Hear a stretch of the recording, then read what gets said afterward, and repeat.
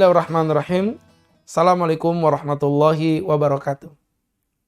Hamdan wa syukranillah. Wassalatu wassalamu ala rasulillah wa ala alihi wa sahbihi wa mawala. Bi ihsanin ila yaumil qiyamah. Sahabat Onik dimanapun engkau berada. Alhamdulillah. Allah maha baik kepada kita. Allah maha cinta kepada kita. Kecintaan itu terkadang ditunjukkan Allah subhanahu wa ta'ala dengan memberikan kita musibah. Ustadz, bagaimana mungkin orang mencintai lantas diberi musibah oleh Allah subhanahu wa ta'ala? Apakah ini merupakan bentuk keadilan Allah? Atau jangan-jangan Allah telah berbuat zalim kepada kita? Hamba Allah, bertakwalah engkau kepada Allah. Sahabat Onik dimanapun kau berada, peganglah hatimu, renungkan dalam-dalam.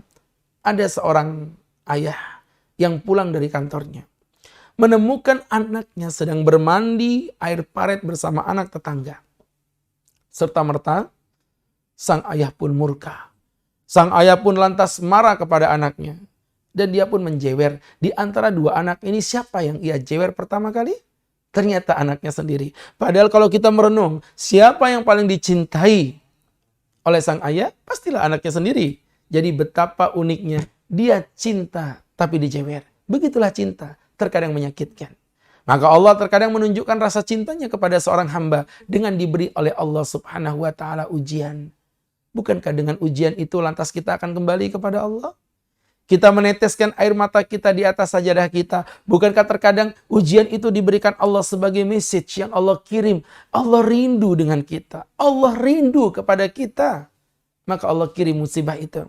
Agar kiranya kita mampu menjadi manusia-manusia yang kembali kepada Tuhan. Di tengah rintihan itulah Allah tersenyum melihat hambanya. Membuktikan betapa sesombong apapun kita di hadapan Allah subhanahu wa ta'ala. Ternyata kita bukanlah siapa-siapa. Sahabat Onik dimanapun kau berada. Bagaimana kita mampu menghadapi ujian yang Allah subhanahu wa ta'ala berikan kepada kita. Ada beberapa kiat yang disampaikan oleh para ulama. Yang pertama, sahabat-sahabatku yang dirahmati Allah, pahamilah bahwa terkadang ujian itu adalah ekspresi cinta Allah yang diberikan kepada seorang hamba. Terkadang Allah ketika rindu kepada hambanya, Allah menguji hambanya. Liyabluwakum ayyukum ahsanu amala. Allah ingin menunjukkan dan Allah ingin mencari mana di antara hamba-hambaku yang benar-benar mencintai aku. Disitulah Allah menseleksi kita.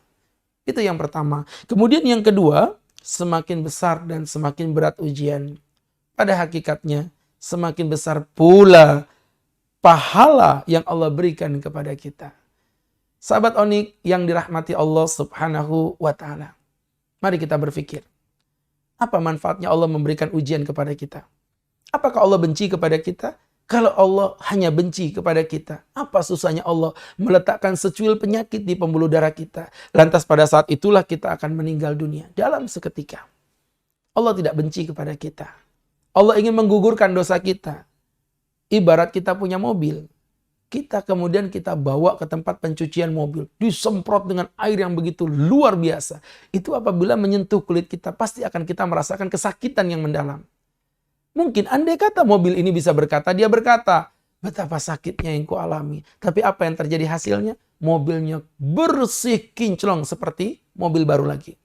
Tapi bayangkan kalau Ustadz mengambil cara, udah nggak usah ditembak dengan tembakan air, cukup dengan tisu basah, dilap-lap. Mungkin si mobil akan berkata, wow ini asik banget.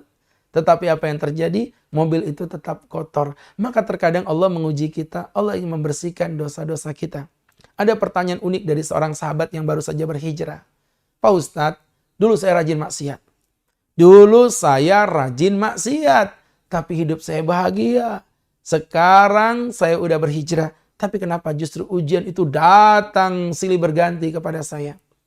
Sahabat-sahabatku yang dimuliakan Allah subhanahu wa ta'ala, sahabat Onik yang dirahmati Allah, mari kita berpikir. Saya katakan kepadanya, Mas, engkau diberi Allah ujian, bukan karena engkau berhijrah. Allah memberikan ujian karena Allah sedang membersihkan dosa-dosamu di masa lalu. Sehingga ketika engkau berhijrah, tidak menyisakan di dalam dirimu kecuali kebaikan. Keburukan-keburukan di masa lalunya telah dibersihkan oleh Allah melalui musibah yang Allah turunkan. Itulah mengapa ketika seseorang melakukan hijrah, terkadang di masa-masa awal Allah akan memberikan ujian kepadanya. Mengapa hamba Allah? Karena Allah ingin membersihkan dosa-dosa kita. Kemudian berikutnya yang ketiga, sahabat-sahabat Onik dimanapun engkau berada, berhusnudzonlah. Berpikirlah secara bersih bahwa semua yang diberikan Allah melalui ujian yang ada pasti akan berakhir dengan kegembiraan. Sebagaimana Allah berfirman dalam hadis qutsinya, "Ana inda dhanni abdi," aku tergantung prasangka hamba kepada aku. Apabila hambaku berprasangka baik, aku akan baik kepadanya. Tapi apabila hambaku berprasangka buruk, aku akan buruk kepadanya. Suatu ketika saya naik motor, kunci motor saya jatuh, bruak. Istri saya berkata, "Abi, nggak usah keluar, Umi firasat buruk." Mi, nggak boleh ngomong begitu. Katakan, "Alhamdulillah, kunci motor Abi jatuh. Alhamdulillah, Abi firasat mau dapat motor baru." Begitu. Kunci rumah jatuh, bruak. Alhamdulillah, Abi firasat mau dapat rumah di Balikpapan baru. Begitu. Buku nikahnya jatuh, bruak. Alhamdulillah, Abi firasat, dengerin dulu ya. Abi firasat mau mendapatkan buku nikah baru karena buku nikah kita kemarin kerendam banjir kan, Mi. Oh begitu. Jadi subhanallah, sahabat-sahabatku, berhusnudzon kepada Allah subhanahu wa ta'ala. Niscaya hidup kita akan bahagia. Semoga bermanfaat. Bahagia adalah hakmu, maka tersenyumlah karena Allah mencintai kalian. Sahabat Onik yang berbahagia, semoga bermanfaat. Wassalamualaikum warahmatullahi wabarakatuh.